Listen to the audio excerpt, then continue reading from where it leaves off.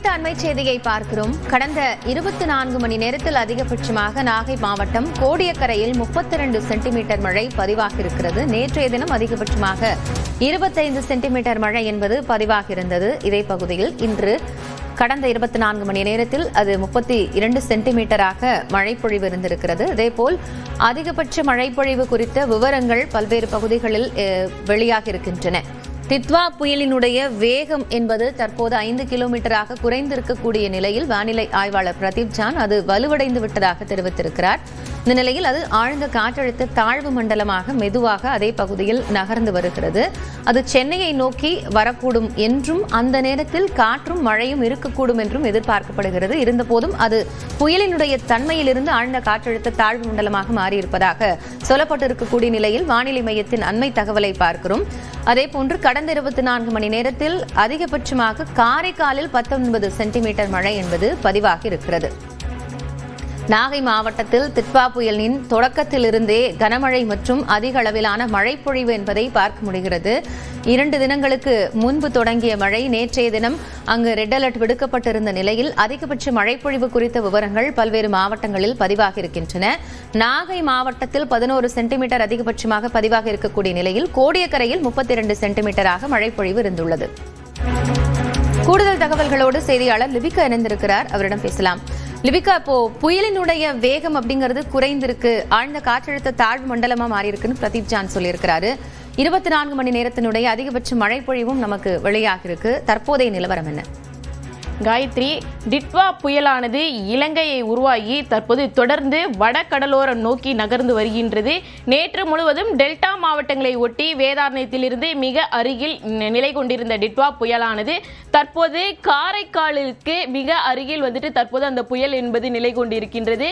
கிட்டத்தட்ட காரைக்காலிலிருந்து 80 கிலோமீட்டர் தொலைவில் கிழக்கே திசையில் தற்போது நிலை கொண்டிருக்கின்றது.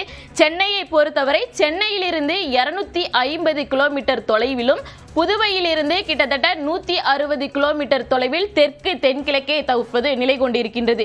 தொடர்ச்சியாக புயலினுடைய வேகம் என்பது குறைய தொடங்கி இருக்கின்றது. நேற்று 8:30 மணி நிலவரப்படி 10 கிலோமீட்டர் வேகத்தில் நகர்ந்த புயலானது தற்போது 5 கிலோமீட்டர் வேகத்தில் நகர்ந்து கொண்டிருக்கின்றது. புயலினுடைய வேகம் என்பது குறைய தொடங்கும் போது அதிகப்படியான மழைப்பொழிவு என்பது தமிழகத்தை பொறுத்தவரை இருக்கும். தற்போது புயலினுடைய வேகம் குறைந்த நிலையில் புயல் மிகவும் காரைக்காலுக்கு அருகில் இருப்பதின் காரணமாக காரைக்கால் அதிக மழைப்பொழிவு என்பது தொடர்ந்து இருந்து கொண்டிருக்கின்றது.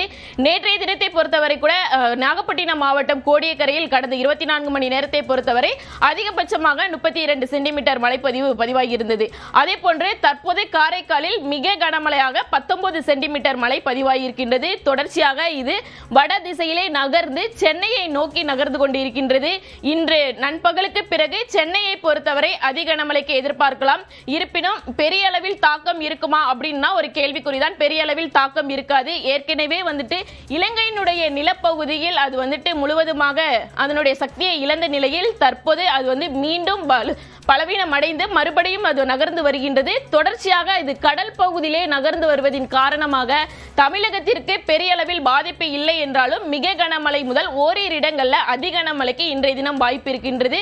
தொடர்ச்சியாக இன்று மாலைக்குள் சென்னை அருகில் 25 கிலோமீட்டர் தொலைவில் நிலவக்கூடும் அப்படின்னு வானிலை ஆய்வு மையம் தெரிவித்திருக்கிறாங்க.